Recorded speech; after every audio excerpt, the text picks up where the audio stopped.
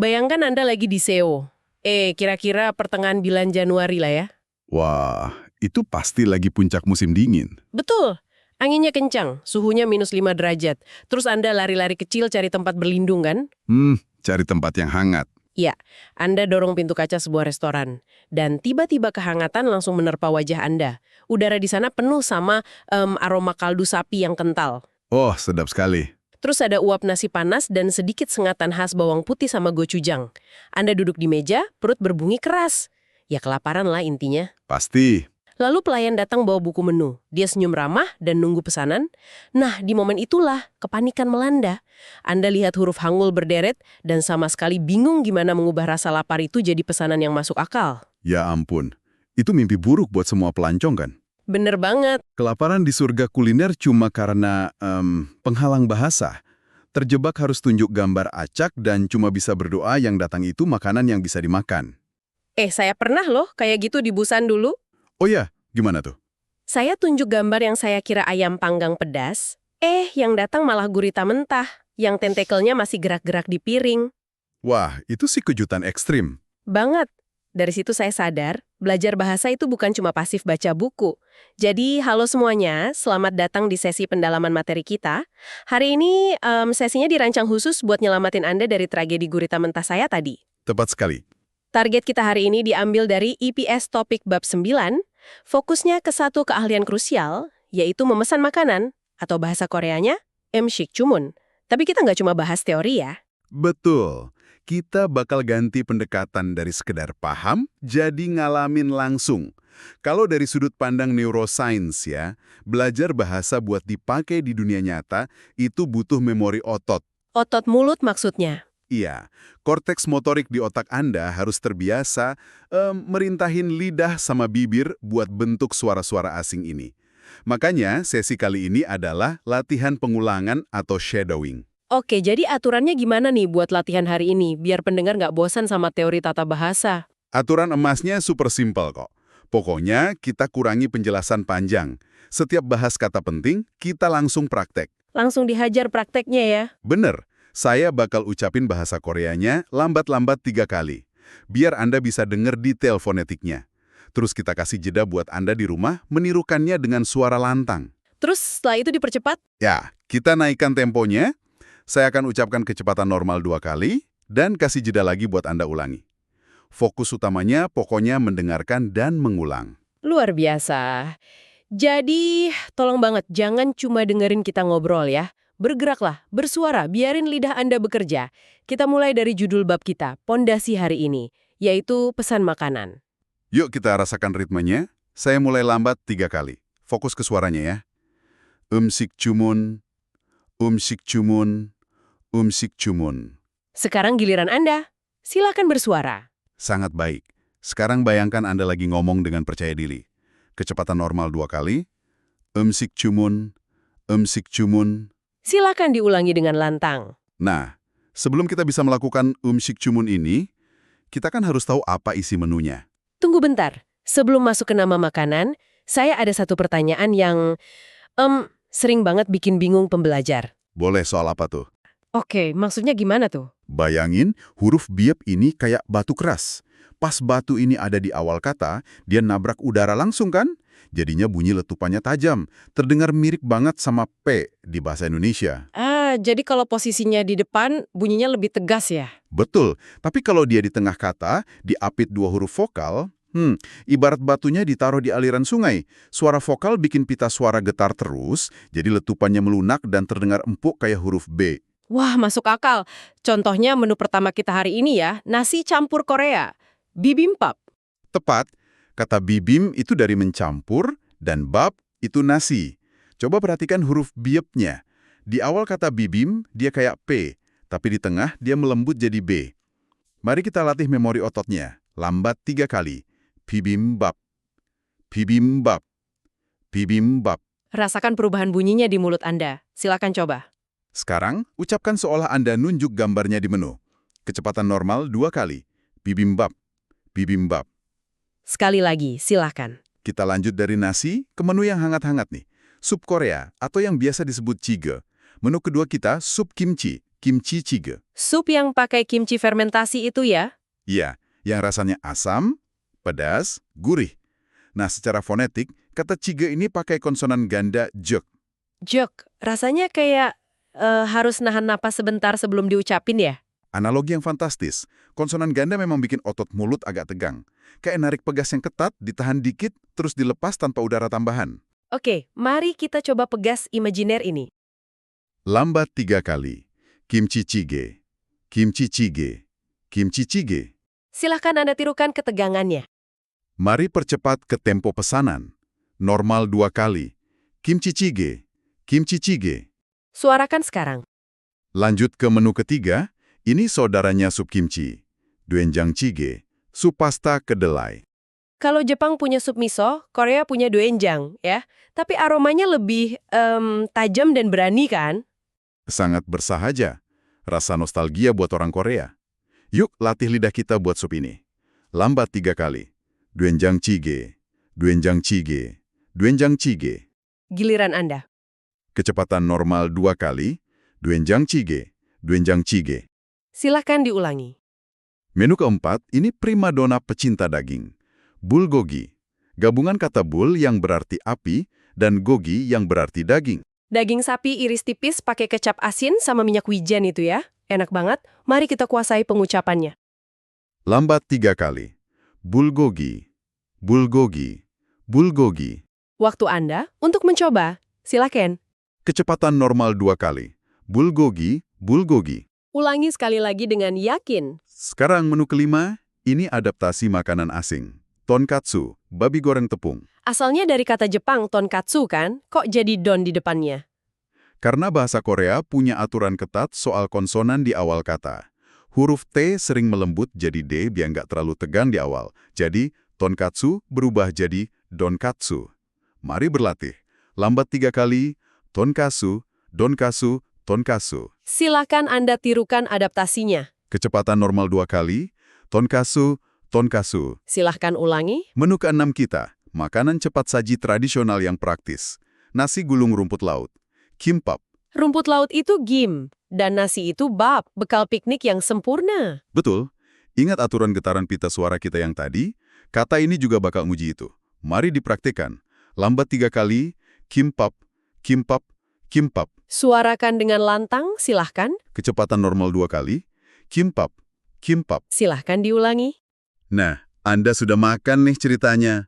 Tentu harus bisa kasih komentar soal rasanya.